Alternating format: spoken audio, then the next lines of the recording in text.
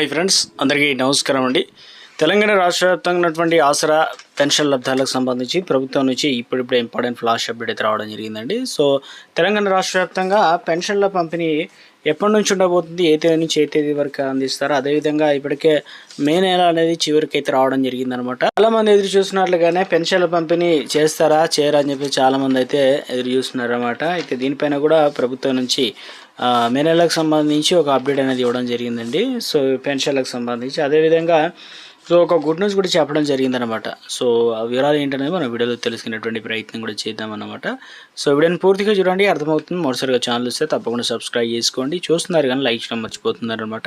So వెంటనే like చేయండి. So ఒక అప్డేట్ ఇవ్వడం జరిగిందండి, పత్రికా ప్రకటన ఇక రిలీజ్ చేసినట్లు.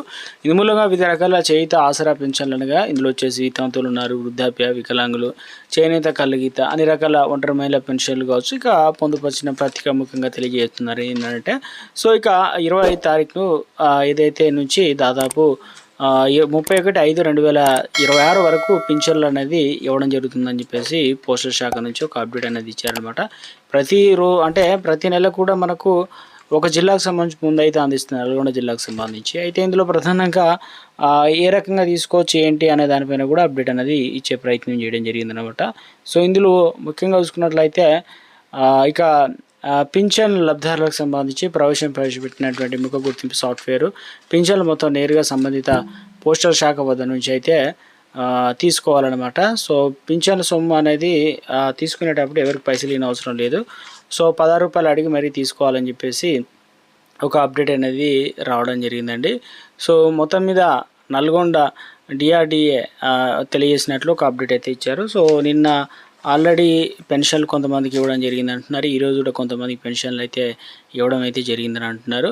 సో ఇక తెలంగాణ రాష్ట్ర వ్యాప్తంగా ఈ పెన్షన్లకు సంబంధించి పంపిణీ అయితే కొనసాగుతుందన్నమాట. సో నేడు ఏ జిల్లాల వరకు పెన్షన్లు అనేది ఇవ్వనున్నారనమాట. సో ఆ వివరాలు ఏంటనేది మనం తెలుసుకునేటువంటి ప్రయత్నం చేద్దామన్నమాట.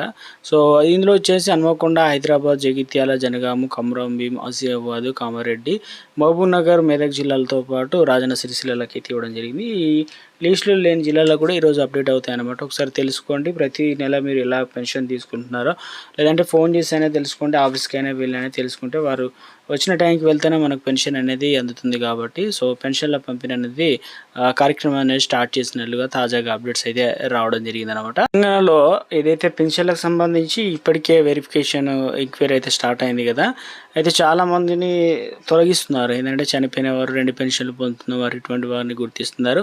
ఇక మరొక గుడ్ న్యూస్ చెప్పారు, అంటే ఫర్ ఎగ్జాంపుల్గా సిటీలో ఉండి ఏదో గ్రామాల్లో ఉంటారు, వారు ప్రతి నెల రావడం తీసుకోవడం అంటే పెన్షన్లు చాలా ఇబ్బంది ఉంటారు కాబట్టి ఇలాంటి వారికి ఏం చేశారంటే, సో ఇక దాంతోపాటు ఇక బదిలీలకు సంబంధించి చేసుకోవడానికి అవకాశం కూడా కల్పించారన్నమాట.